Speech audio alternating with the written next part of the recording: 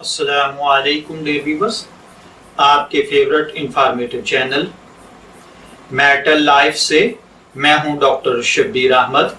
हमारा आज का टॉपिक है, क्या वालिदैन के कहने पर बीवी अपने खामद की मुखालफत कर सकती है। जैसा कि बाज़ औक़ात होता है कि वालिदैन अपनी बेटी को ये कहें कि तू अपने खामन से बेरुखी के साथ पेश आ, या बेटे को कहें कि तू अपनी बीवी के साथ बेरुखी से पेश आ, या हमारे कहने के मुवाफिक काम कर, शोहर का या बीवी का कहना ना मान, उसकी राहत और तकलीफ में उसका ख्याल न कर।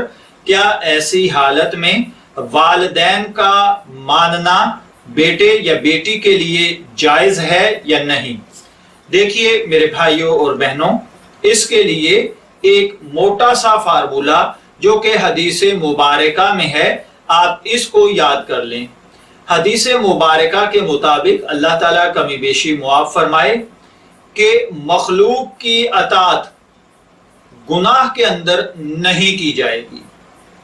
आपको कोई शख्स गुनाह के लिए कहे, वो आपके लिए जितना भी मोतबर, जितना भी मोहतरम हो, आपके वालिदैन हों, आपके असातिज़ा, आपके पीर हों, अगर वो काम वाज़े तौर पर शरीयत के अहकाम के खिलाफ है, तो ऐसे काम के अंदर किसी भी मोतबर मोहतरम शख्स की अतात नहीं की जाएगी, खा वो आपके वालिदैन ही क्यों ना हो।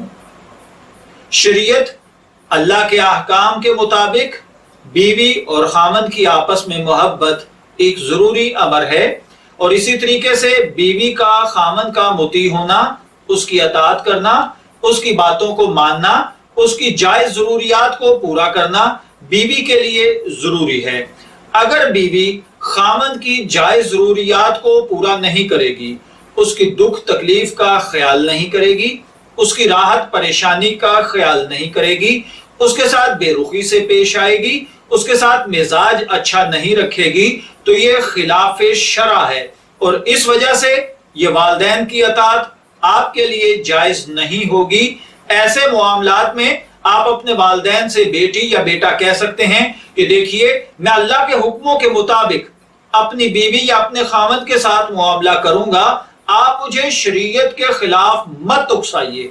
हाँ, अगर वो इस वजह से कह रहे हैं कि आपकी बेटी शरीयत के ताबे नहीं है, या कोई ऐसे काम कर रही है जिसकी वजह से शरीयत के अहकामात टूटते हैं, तो आपको उसको समझाने के लिए, तंबीह करने के लिए अगर थोड़ा बहुत ये कहना पड़ जाए, तो इसमें वालिदैन की अतात फिर जरूरी हो जाती है।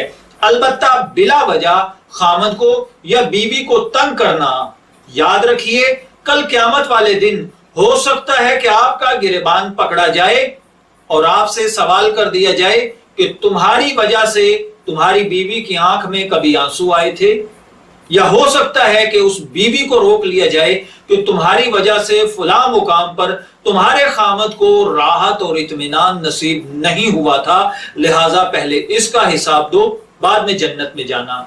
तो मेरे भाइयों, लरस जाने का मुकाम है। सोचिए, हम वालिदैन की बातों में आकर बसे बसाए घरों को बर्बाद कर देते हैं।